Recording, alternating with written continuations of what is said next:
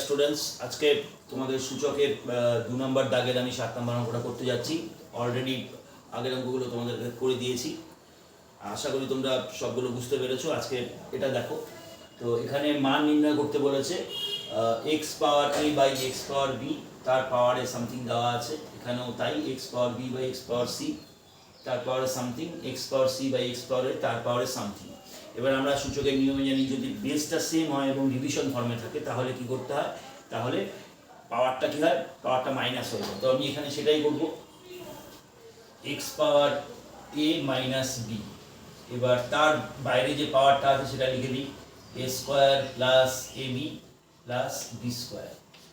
Similarly আমরা x এটাকে কি লিখতে পারি, x power b minus c into b square plus b c plus c square.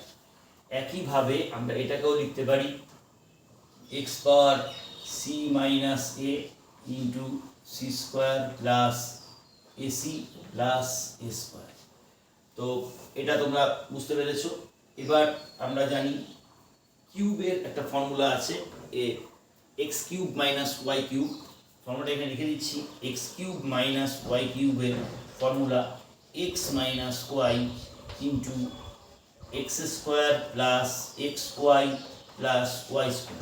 তো তোমরা প্রত্যেকটা টার্মে এই রাইট হ্যান্ড সাইডটা দেখো সেম।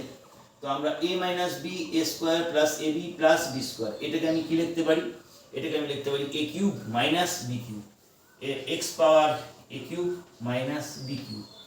সিমিলারলি আমি এটাকে কি লিখতে পারি, এক্স পাওয়ার ইন্টু ফর্মে আসি B cube minus C cube. Similarly এটাকে লিখতে পারি x power C cube minus এ কিউব। এবার আমরা জানি বেস যদি সেম হয় এবং গুণ আকারে যদি থাকে তাহলে পাওয়ারটা কি হয়, পাওয়ারটা যোগ হয়ে যায়। এবার এখানে আমি তাই করব, equal to x power a cube minus b cube plus b cube minus C cube plus c cube minus A cube. এবার ক্যান্সেলেশন হবে, যদি ক্যান্সেলেশন হয় plus b cube minus b cube plus a cube minus সব cancel হয়ে x power zero, x power zero means one. এটাই আমাদের অঙ্কটার answer. তো আশা করি তোমরা অঙ্কটা বুঝতে পেরেছো। আমরা এভাবে পর পর পর পর সবগুলো অঙ্ক করতে থাকবো। তোমাদের যদি বুঝতে অসুবিধা হয় তোমরা কমেন্ট করবে, আমি দরকার হলে সেই জিনিসটাকে আবার অ্যানালিসিস করে দেবো। প্রত্যেকটা অঙ্ককে আমরা এভাবে, প্রতিটি অঙ্ককে আমরা এভাবে করব এবং আমার চ্যানেলকে তোমরা ফলো করবে, প্রত্যেকটা অঙ্কের সলিউশন তোমরা পেয়ে যাবে। আশা করি তোমরা সব বুঝতে পেরেছো। Thank you.